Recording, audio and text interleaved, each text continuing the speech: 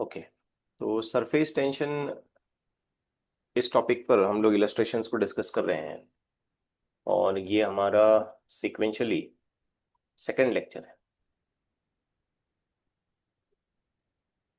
इसके कुछ concept previous classes में हमने लर्न किए थे और बेसिकली हमने सरफेस टेंशन की डेफिनेशन और relation between surface tension and surface energy इस पर कुछ बात की थी।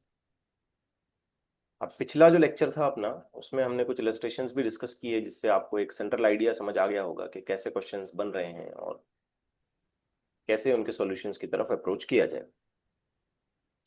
आज की इस क्लास में हम कुछ पर्टिकुलर टाइप ऑफ क्वेश्चंस को डिस्कस करेंगे, खास करके ऐसी सिचुएशंस वाले क्वेश्चंस जिसमें एक बड़ा ड्रॉप स्प्लिट हो जाता है मल्टीपल ड्रॉपलेट्स में, या फिर कुछ मल्टीपल ड्रॉपलेट्स कंबाइन हो जाते हैं, कोलेसेंस करते हैं और एक बड़ा सा ड्रॉप बनाते हैं। अब इन प्रोसेस में बेसिकली सरफेस एरिया चेंज हो जाता है और सरफेस एरिया चेंज होने की रिजल्ट में सरफेस एनर्जी कह लीजिए या वर्क डन यहाँ डेवलप होता है।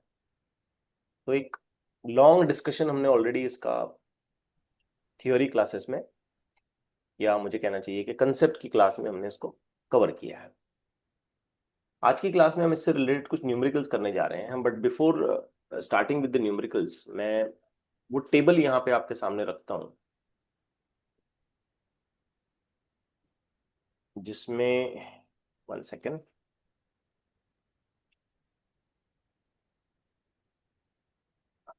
इसमें इन पर्टिकुलरली हम वो सारे क्वेश्चंस डिस्कस करते हैं या वो सारे कंसेप्ट्स को हम डिस्कस कर पाते हैं।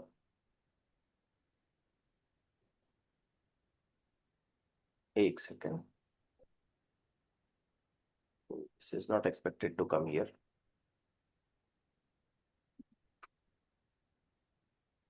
एक टेक्स्ट बॉक्स यहाँ पे आ गया, इसे डिलीट कर दें, साइड में लगा दें। तो मैं वो टेबल आपके सामने पुटअप कर रहा हूँ जिसमें हम इन पर्टिकुलर ऐसे क्वेश्चंस को डिस्कस कर पाते हैं कि भाई फला फला नंबर ऑफ ड्रॉपलेट्स जो हैं वो स्प्लिट हो गए इनटू फ्यू, इनटू सॉरी, एक सिंगल ड्रॉप जो है वो स्प्लिट हो गया इनटू फ्यू ड्रॉपलेट्स, तो फिर कंबाइन वर्क डन क्या हो रहा है इस सिचुएशन में। तो we have all these conditions known to us, है ना। तो स्टार्ट करें फिर क्वेश्चंस के साथ। अब इसका एक पूरा पूरा मामला मैंने आपको समझा दिया है कि कैसे स्प्लिटिंग के केस में सरफेस एरिया इंक्रीज हो जाएगा, सरफेस एनर्जी इंक्रीज हो जाएगी, वर्क डन रिक्वायर होगा, है ना। ये सब हम डिस्कस कर चुके हैं, राइट। तो शुरू करें बच्चों हम क्वेश्चंस के साथ। Yes, shall we start with the questions. Yes. ये सब याद आ रहा है ना, टेबल के जो फॉर्मूलेज दिए हुए हैं, एक ही फॉर्मूला है, अलग अलग तरीके से लिखा गया, कुछ नहीं। Yes, okay. तो let's begin with the first question for today. ये टेबल याद रखिए आप, बार बार हमें इसमें से फॉर्मूलीज को रेफर करना है, तो इसे अच्छे से ध्यान में रखिए। In the first question, it is stated that a drop of mercury having a radius of 0.1 centimeter is broken into 27 droplets. तो कंडीशंस काफी क्लियर है। जो बड़े वाले ड्रॉप है उसका रेडियस, जिसे मैं मेंशन करता हूं कैपिटल आर, ये आ गया है 0.1 सेंटीमीटर, और नंबर ऑफ ड्रॉपलेट्स जिसमें वो स्प्लिट हो रहा है दैट इज स्मॉल एन, वो 27 है। तो ये कह रहा है फाइंड द वर्क डन। बस, बहुत आसान है, बहुत बहुत इजी है, डायरेक्ट है, और हमें सरफेस टेंशन का वैल्यू भी गिवन है। तो सब कुछ सीजीएस में ही हम यूज करते हैं और वर्कडन को एस्टिमेट करते हैं, वर्कडन को कैलकुलेट करते हैं। आइए देखते हैं इस सिचुएशन में अगर हम वर्कडन निकालें with available values of capital R as a radius, तो हम यहाँ डायरेक्टली अप्लाई कर सकते हैं ये वाला फॉर्मूला। ठीक, मैं इसे कुछ ऐसे लिखता हूं, टी 4πr² n⁻⁻³ -1। ठीक है ना, मेरे लिए ये जरा मेजर कंसर्न है, आपको ये फॉर्मूले याद आ रहे हैं ना? नहीं तो ऐसे होगा मैं बस क्वेश्चन डिस्कस करने जा रहा हूं और आप पूरी तरीके से ब्लैंक है, ऐसा तो नहीं ना? Yes, are you recalling this no sir. Condition? फॉर्मूले याद नहीं आ रहे आपको? नो क्लास सर, अटेंड, मतलब याद आ रहे हैं। हाँ याद आ रही है, ठीक है। क्लास अटेंड किया होना चाहिए एक्चुअली। हाँ, चलिए कंटिन्यू करते हैं। तो फिलहाल देखें, सरफेस टेंशन का वैल्यू हमें डायरेक्टली गिवन है, that is 540। 4 pi, this will be 12.56। 4 pi का वैल्यू अगर हम कैलकुलेट करते हैं, pi keeping the value of pi as 3.14 into 4, 12.56 हो जाएगा। अब आर है 0.1, उसका स्क्वायर करेंगे तो ये हो जाएगा 10⁻²। एन का वैल्यू है 27, so that will be 27 raised to 1/3, one cube root of 27 -1. Now you can easily estimate this, 540 into 12.56 into 10⁻² into 27 का क्यूब रूट हो जाता है 3। ठीक है, 27 का क्यूब रूट कितना होगा? 3। 3 -1 2। चलिए अब आंसर बता दें आप मुझे, यहाँ पे क्या आता है? 135.6। ओके, कर रहे हैं ना सभी कैलकुलेशन? कितना बताया? 130, 135.6। 35.6 into 10⁻। No sir, 10 to the power अच्छा, ten minus two to power तुमने लिखा है। -2 एडजस्ट कर लिया, ओके। चलिए ठीक है, सो दैट गोज विथ 135.6। ना हमें इसे सीजीएस यूनिट में लेना है, तो यहाँ हम लिखेंगे अर्ग। ये हो गया हमारा पहला क्वेश्चन आज का। Let's continue. टेबल बस अपनी नजरों के सामने रखना। Now we have 8 droplets of water, each of radius 0.2 mm, and now they just combine to form a single drop. कोलिसेंस होता है उनका, कंबाइन होते हैं, सिंगल ड्रॉप बनता है। Find the change in surface energy. अब आपको चेंज इन सरफेस एनर्जी कहा जाए या वर्क डन कहा जाए, ये एक ही बात है। तो देखें इसमें नंबर ऑफ ड्रॉपलेट्स कितने हैं? 8।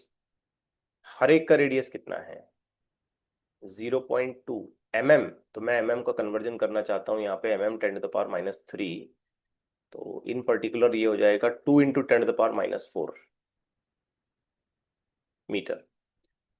अब वाटर यूज किया जा रहा है, तो वाटर के लिए याद रखिए सरफेस टेंशन होता है 72 इंटू 10⁻³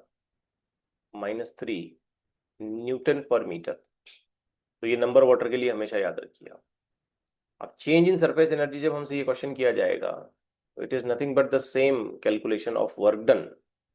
तो चेंज इन एनर्जी की तरह मैं ऐसे लिखता हूँ, change in energy is equal to, now available data जो है वो स्मॉल आर के साथ है, तो फॉर्मूले की चॉइस भी हमें उसी हिसाब से करनी है। ये देखें, ये अगर मैं यूज करता हूं तो मुझे स्मॉल आर कैपिटल आर दोनों चाहिए।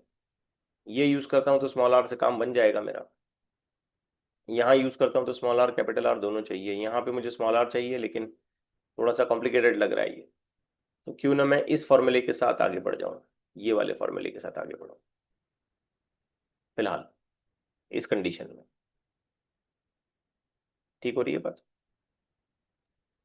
Yes. So we can just continue by using this particular formula. 4 pi, T को पहले लिखें, थोड़ा सा आदत ऐसी लगाएंगे, टी को पहले लिखें, T 4πr² and then n minus n raise to 2/3। So that's the condition. So t 4πr² n minus n raised to 2/3। अब बाकी सब कैलकुलेशन अपनी जगह चलता रहेगा, बस मैं आपको यहाँ पर n⁻²/3 ये पहले समझा दूं। तो देखें n का वैल्यू है 8, तो हमें सॉल्व करना है 8⁻²/3। तो बच्चों मैं इसे ऐसे लिखूंगा, 8⁻1/3 एंड देन इट्स स्क्वायर। समझ आ गया ये? पहले मैं इसका क्यूब रूट करूंगा, फिर उसका स्क्वायर करूंगा। आप सोचिए 8 का क्यूब रूट क्या होगा? 2 2। और 2 का स्क्वायर क्या हो गया? 4 4। तो इसका आंसर 4 आएगा। बस, बाकी सब आप समझ सकते हैं, काफी आसान सा कैलकुलेशन है। टी का वैल्यू आ रहा है 72 इंटू 10⁻³ 4 पाई हम जानते हैं 12.56 हो जाता है। स्मॉल आर का वैल्यू है 0.2, या चलिए 2 इंटू 10⁻⁴ ये वैल्यू है स्मॉल आर का। आपने ये वाला वैल्यू लेना है, लेकिन उसका स्क्वायर करना है, तो मैं डायरेक्टली यहाँ पे स्क्वायर कर रहा हूँ 4 इंटू 10⁻⁸।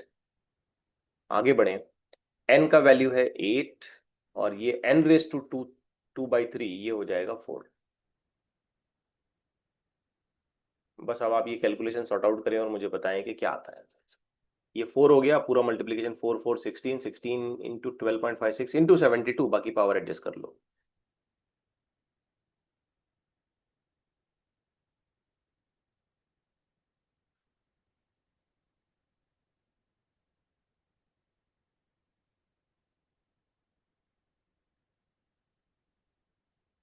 यस,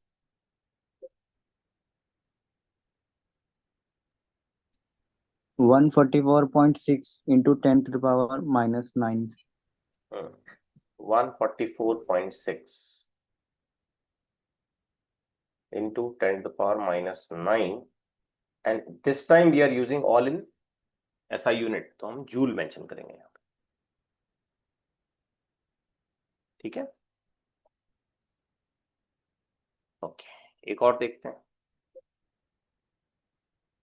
कुछ कुछ इसी तरीके का है। Now we have a mercury drop, a single big drop of mercury having a radius of 0.5 centimeter. Now it is being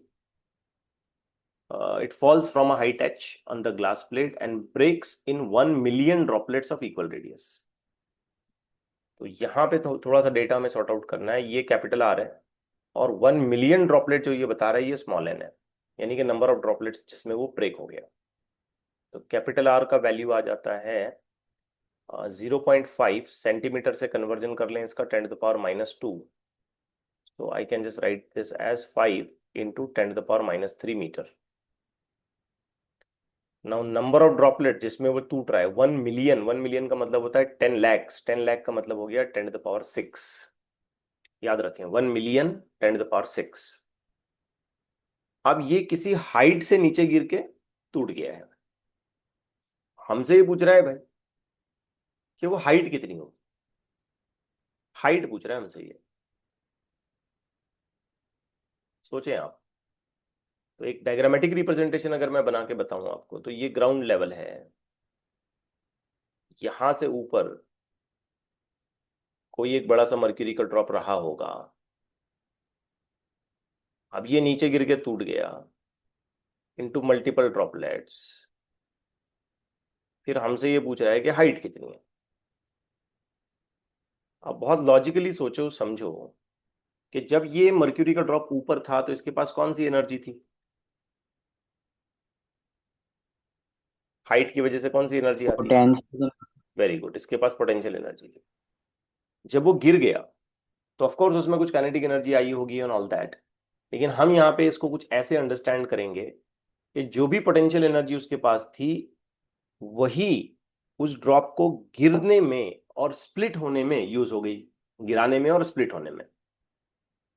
तो हमारा ये मानना होगा कि जो भी पोटेंशियल एनर्जी यहाँ पर इस ड्रॉप के पास रही होगी वो सारी की सारी पोटेंशियल एनर्जी जो है ना वर्क डन में कन्वर्ट हो गई होगी, और उसी वर्क डन के जरिए हमने उस ड्रॉप को स्प्लिट होता हुआ देखा। आगे बात समझ में? यस। Yes sir. अब आप मुझे बताएं कि हम पोटेंशियल एनर्जी का फॉर्मूला कैसे लिखेंगे। तो टोटल मास ग्रेविटी और हाइट। वर्क डन का फॉर्मूला कैसे लिखेंगे? T into 4 pi capital R square, अगर मैं गलत नहीं हूं, n⁻⁻³ ये फॉर्मूला मैंने यूज किया। आप टेबल रेफर करें, चार्ट रेफर करें, देखें उसमें ऐसा फॉर्मूला आपको जरूर मिलेगा। ठीक हो गया। अब इसमें हमें ये h निकालना है, बट आप देखेंगे कि हमारे पास इस ड्रॉप का ओरिजिनल मास नहीं है। हाँ, गिवन डेटा में डेंसिटी जरूर दी गई है, तो हमें किसी तरीके से मास यहां से हटाना पड़ेगा। तो हम इस मास को रिप्लेस करके यहां पे लिखेंगे कि उस मर्क्यूरी का डेंसिटी इंटू वॉल्यूम। तो याद करो बच्चों, वॉल्यूम हो जाता है 4/3 πr³।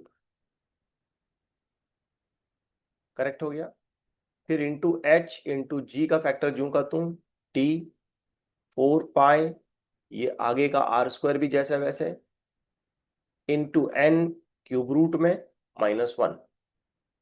अब जो चीजें कैंसिल हो सकती हैं उन्हें कैंसिल कर दें आप, जैसे कि 4 पाई और यहां से सारा r² फैक्टर, बट यहां से सिर्फ r की 2 पावर कटेंगी। अब देखें, अगर आप इस रिलेशन को h के लिए मॉडिफाई करती हैं, h के लिए बनाते हैं आप इसको, तो ये 3 ऊपर चला जाएगा, ये बन जाएगा 3t। डिनोमिनेटर में आ जाएगा ρ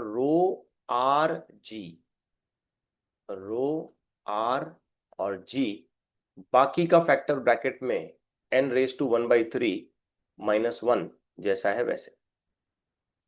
Now substitute the numbers. You have 3 into mercury का सरफेस टेंशन हमें गिवन है 0.465। Start calculating it. 0.465 divided by density of mercury 13600। ये स्टैंडर्ड नंबर है, इसे आप याद भी रख सकते हो। Radius of that given drop 5 into 10⁻³ ये रहा। यहां पे हमने इसको पहले ही एस्टिमेट किया था। और acceleration due to gravity as usual जैसे हम 10 लेते हैं। आगे चलें, 10⁻6 n का वैल्यू, लेकिन इसकी पावर आपने लगानी है 1/3 और फिर आगे -1। ठीक है। अब बाकी नंबर्स तो ठीक है, चलो कोई खास बात नहीं, आप इसको सॉल्व कर सकते हो आराम से। जैसे कि ये दोनों 0 और ये 0 और ये 10 की पावर -3, ये पूरा कट गया। बाकी डिवीजन आप यहाँ पे मेंशन कर लें। मुझे ये बताएं कि यहाँ 10⁻6 टू द पावर 1/3 का क्या होगा? 10⁻²।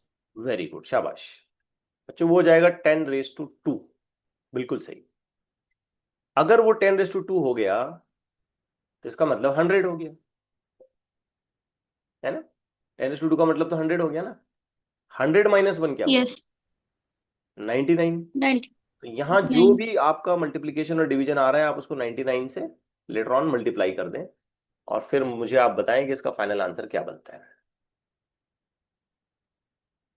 h इज इक्वल टू, अभी आप पर है, आप निकालें इसे। बाय द टाइम मैं अगला क्वेश्चन जरा सर्च कर लूं।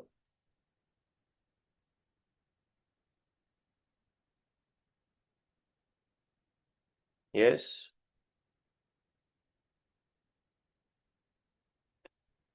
आ गया।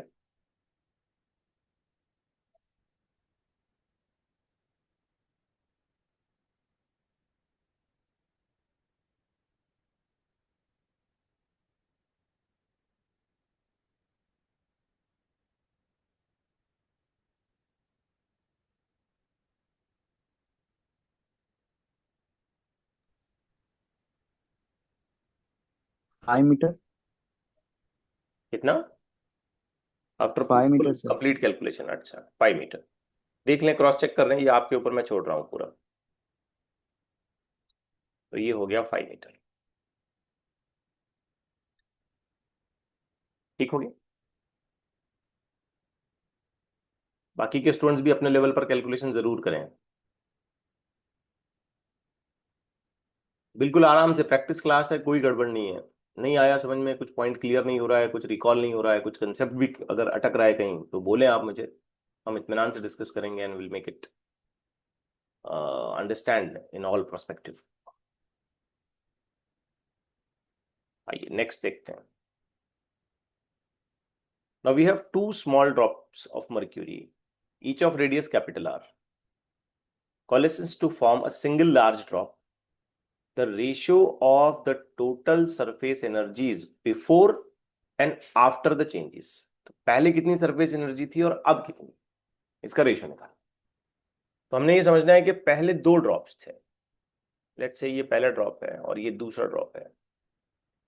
Each drop is having a radius r in the given situation.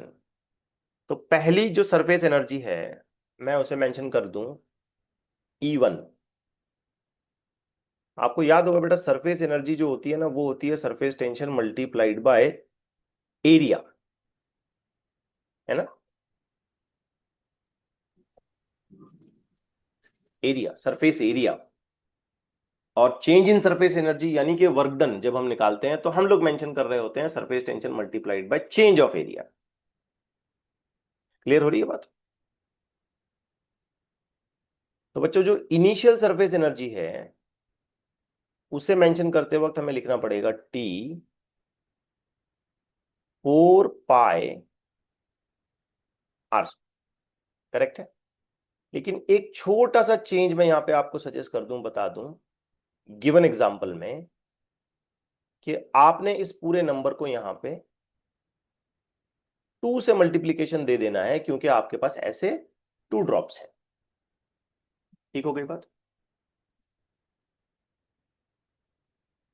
Yes. Yes, sir. अब ये दोनों ड्रॉप्स जो है ना वो कंबाइन हो गए किसी तरीके से और एक बड़ा ड्रॉप बन गया। Now we are not very sure कि इस बड़े ड्रॉप का रेडियस कितना है, तो फिलहाल हम इसे नाम दे देते हैं r डैश। अब नया सरफेस एनर्जी आ जाएगा E2, जिसे हम मेंशन करेंगे T मल्टीप्लाइड बाय एरिया, बिल्कुल वैसे ही जैसे पहले मेंशन किया था। तो बच्चों E2 का आंसर बनेगा T इंटू 4 पाई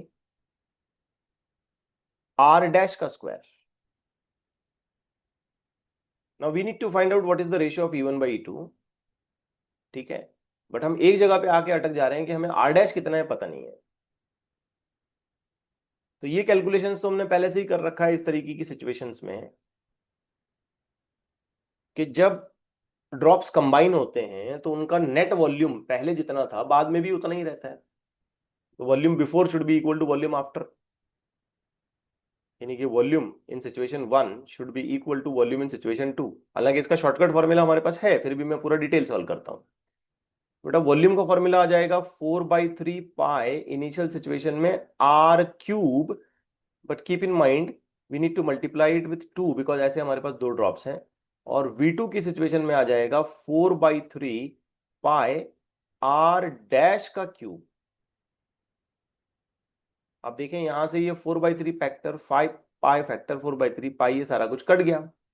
तो हल्के से सॉल्यूशन के साथ हमको समझ में आ जाएगा 2⁻⁻³ times of r is equal to r dash. क्या कहते हो,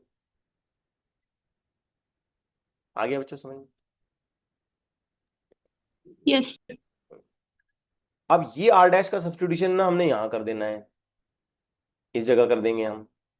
जब इस r डैश का सब्स्टिट्यूशन हम यहां पे करेंगे तो हमें E2 के लिए बिल्कुल सिंपल सा जनरल सा इक्वेशन मिलेगा, t times of 4 pi, note करें r का स्क्वायर, लेकिन 2⁻²/3, नोट करें इस बात को आप, क्योंकि यहां 2⁻⅓ आ ही रहा है और फिर उसका स्क्वायर करना है तो 2⁻2/3 हो जाएगा। क्लियर हो गई बात। Yes. अब हम आगे क्या करने वाले हैं, तो आगे हमसे ये पूछा गया है कि इनकी एनर्जीज का रेशियो ले लें। तो E1/E2 ये रेशियो हमें क्लेम करना है। बच्चों जब हम E1/E2 रेशियो क्लेम करेंगे तो हम नोटिस करेंगे कि T फैक्टर से कैंसिल होगा after taking the ratio, 4 pi factor से कैंसिल आउट हो जाएगा after taking the ratio, r square और r स्क्वायर भी कैंसिल हो जाएगा after taking the ratio. The only thing we will find in the numerator is 2 and on the other side in the denominator is 2⁻²/3। अब इसे solve करना पड़ेगा। देखें इसे ऐसे करें, 2⁻1 न्यूमरेटर में इनटू डिनोमिनेटर के फैक्टर को ऊपर ले आए और इसे लिखें 2⁻²/3। क्या हम ऐसा कर सकते हैं? ऑफ कोर्स कर सकते हैं। समझा ना? Yes, sir. अच्छा, अब मल्टीप्लीकेशन जब कर रहे होते हैं तो फिर पावर्स के साथ सिंपल एडिशन वाला टेक्निक अपनाना है। तो यहां पे है 1 और यहां पे है -2/3, तो यहां साइड में कैलकुलेशन निपटा देते हैं। 1 - 2/3 बताएं क्या होगा आंसर? 1/3. 1/3 मतलब इसका सॉल्यूशन हमें मिलेगा 2⁻1/3। करेक्ट है। और डिनोमिनेटर में अगर कुछ नहीं है तो हम 1 इमेजिन कर सकते हैं, तो हम सोचेंगे कि ये फैक्टर इक्वल हो गया इसके। ऑप्शन देखें आप। B. बी। Option. ठीक है। सो ऐसे से आसान से इसका सॉल्यूशन बन सकता है। चलिए एक और क्वेश्चन मैं आपको होमवर्क में दे रहा हूं,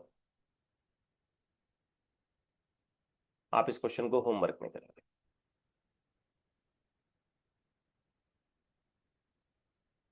ट्राई करें इसको। मर्क्यूरी के ड्रॉप है 2 mm, स्प्लिट होता है 8 आइडेंटिकल ड्रॉपलेट्स में, तो ये n है। Find the increase in surface energy, तो इंक्रीज इन सरफेस एनर्जी का मतलब वर्क डन ही है। फॉर्मूला आपके पास बिल्कुल क्लियर है। आ गया? कर पाएंगे? यूनिट्स की तरफ ध्यान दें। माइक्रो जूल यानी कि 10⁻⁻6। माइक्रो का मतलब लगेगा 10⁻⁻6। ठीक हो रही है बात?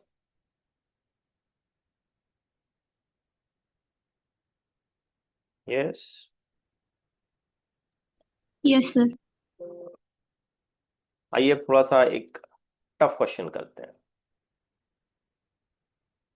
थोड़ा सा डिफरेंट अप्रोच में है ये क्वेश्चन।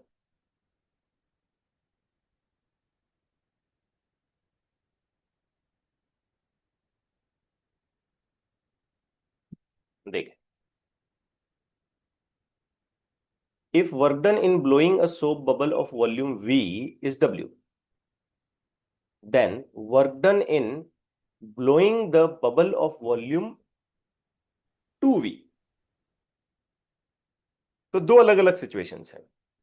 मतलब पहली सिचुएशन में हमने एक बबल ब्लो किया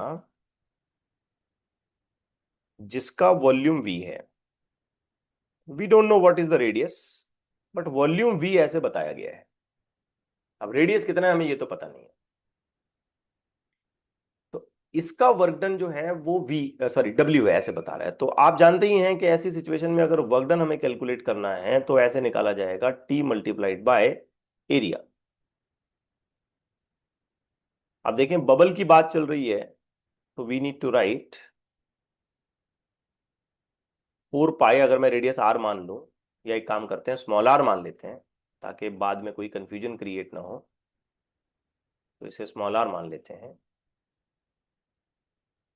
स्मॉल r का स्क्वायर। बट आप जानते हैं क्योंकि ये सोप बबल है तो हमें इसे क्या करना चाहिए?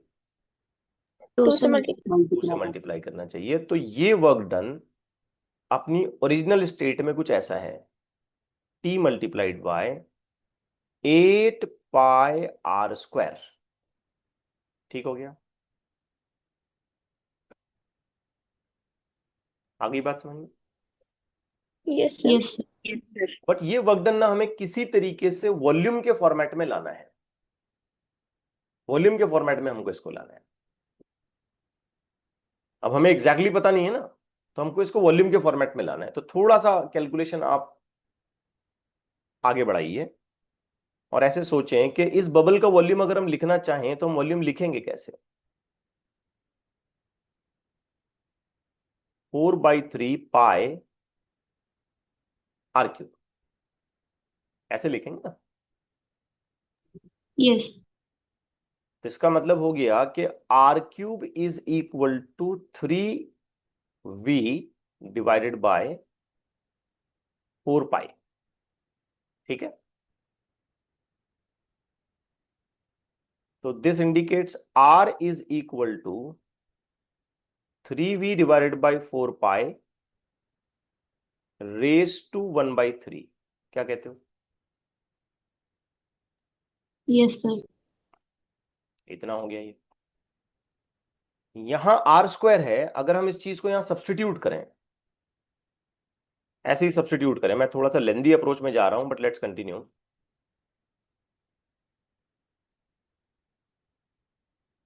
आर स्क्वायर के लिए अगर हम सब्सटीट्यूट करें तो हमें क्या मिलता है, देखें, टी 8 पाई। अब सब्सटीट्यूशन लेकर के आए आप, तो आप लिखेंगे 3v divided by 4 pi raise to 2/3, अगर मैं 2/3। गलत नहीं हूं। बिल्कुल सही, शाबाश, बिल्कुल सही है। ठीक है, अब जरा ये फॉर्मेट याद रखिए आप अच्छे से। आए सेकंड सिचुएशन में हमने क्या करना है कि एक बबल को बड़ा ब्लो करना है।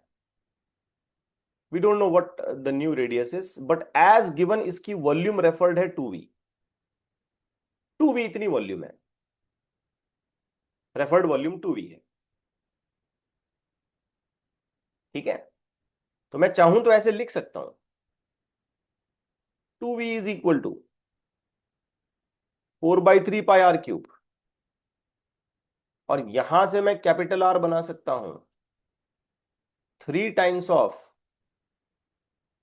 2v divided by 4 pi raise to 1/3, correct है? Yes sir. अब बच्चों बिना टाइम खराब करे अगर मैं ये कहूं कि ऐसा ही वर्क डन अगर मैंने सेकंड सिचुएशन में लिखना है, ये सिचुएशन सेकंड सिचुएशन, तो डायरेक्ट अगर मैं ये फॉर्मूला यहां अप्लाई कर दूं तो बताओ ये वर्क डन जिसे मैं डब्ल्यू डैश बोलना चाह रहा हूं मैं कैसे लिखूंगा? टी 8 पाई, करेक्ट जा रहे हैं, 3 इंटू वॉल्यूम क्या हो गई 2v divided by 4 pi raise to 1। है 2/3। देख लो यहां 2/3 है। यही यस सिचुएशन सर। 2। यहां ले आए ना आप, सिर्फ ये बोला गया है कि वॉल्यूम v की बजाय कितनी हो गई 2v हो गई। ठीक है, यस यस। बाकी कैलकुलेशन ऐसे ही अप्रोच में जाएगा, टी इंटू एरिया, एरिया की जगह पर ये 2 टाइम्स लगा के आप यहाँ स्मॉल आर की बजाय कैपिटल आर लिखोगे, कैपिटल आर का सब्सटीट्यूशन यहाँ पे आप मेंशन करोगे और फाइनली आंसर क्लेम करो। बट हमें तो इन दोनों का कंपैरिजन करना है, तो क्यों न डब्ल्यू डैश और डब्ल्यू का रेशियो लिया जाए। तो बच्चों जब हम डब्ल्यू डैश और डब्ल्यू का रेशियो लेंगे तो T 8 pi, T 8 pi 3 4 pi 3 4 pi, in fact we से भी कट जाएगा। अब बताओ तो बचेगा क्या? तो यहां बचेगा 2 रेस टू 2/3 डिवाइडेड बाय 1, क्या कहते हो? डिवाइडेड बाय 1, क्योंकि W तो सारा ही कट गया और यहां सिर्फ 2 बचा था जिसकी 2 रेस टू 2/3 पावर हो गई। Yes sir. So W dash upon W is equal to, देखना ध्यान से देखना, चलो मैं एक स्टेप आप लोगों के लिए आसानी के लिए बढ़ा रहा हूं, 2 रेस टू 1/3 डिवाइडेड बाय 1। यही मतलब हुआ ना इसका, 2 रेस टू 2/3 का मतलब हम पावर्स को शेयर कर सकते हैं ऐसे। ये 2 मैं पहले लिख दूंगा, 1/3 बाद में लिखूंगा, क्या फर्क पड़ता है? या मैं चाहूं तो पहले 1/3 लिख सकता हूं और बाद में 2 लिख सकता हूं, क्या फर्क पड़ता है? लेकिन जो चीज मुझे आसानी से करनी हो, जिस चीज की पॉसिबिलिटी इजी हो, मैं वो चॉइस करूंगा। अब 2 का स्क्वायर क्या हो गया? 4। 4 रेस टू 1/3 का मतलब हुआ W dash upon W is equal to 4 का क्यूब रूट, क्या कहते हो? 1/3 का मतलब क्यूब रूट ही तो होता है। Yes sir. अब फाइनल आंसर क्या आया? W dash is equal to 4 raise to cube root into original work done. तो नया वर्कडन जो है वो इतना हो। ठीक है, option D. Yes option D. अब मेरे माइंड में क्वेश्चन आता है कि ठीक है भाई, इसे हमने इतना लेंथी सॉल्व कर लिया, किसी तरीके से बना लिया, बट अगर कोई रैंडम क्वेश्चन हमारे सामने ये पूछा जाता है कि पहले वॉल्यूम v थी, बाद में 3v हो गई, पहले वॉल्यूम v थी, बाद में 5v हो गई, पहले वॉल्यूम इतनी थी, बाद में उतनी हो गई, तो फिर उसका जनरलाइज सॉल्यूशन कैसे करें? तो सिंपल सी ट्रिक याद रखो। देखो, पहले वॉल्यूम कितनी थी v, बाद में कितनी हुई 2v, 2v। है ना? तो यहां पे 2 का स्क्वायर 4 कर लो और बाद में क्यूब रूट कर लो उसका। इमेजिन करो इस प्रॉब्लम में अगर मैं आपसे ये कहूं कि volume has been changed from v to 3v, तो सोचो नया वर्क डन बेटा आएगा w dash is equal to cube root of 9 into original work done. सोचो जरा, दिमाग चलाओ, ध्यान करो। 2 का यस सर। स्क्वायर है यहाँ, तो यहां मुझे 3 का स्क्वायर करना पड़ा। अगर ये 4 टाइम्स ऑफ वॉल्यूम होता तो बताओ आंसर क्या आता? क्यूब रूट ऑफ 16 का क्यूब रूट आ जाता, और 16 का क्यूब रूट में बराबर मैनेज भी कर लेता। 8 इंटू 2, 8 का क्यूब रूट में बाहर निकाल के 2 लिखता, 2√2 कर देता मैं उसको बाद में, वो बात और है, लेकिन अप्रोच तो यही होगा। अगर यहाँ पे 5 आता तो यहाँ जवाब क्या आता, आंसर क्या आता? Cube root of 25 into cube root of 25 into original work done. तो ये एक थोड़ा सा जनरल अप्रोच आपने याद रखना है, अगर कोई क्वेश्चन आ गया तो हम थोड़ा शॉर्टकट लेवल पे उसको निपटा सकें। ओके, चलिए ठीक है, आज के लिए इतना काफी है, हम लोग यहाँ पे रुक जाते हैं।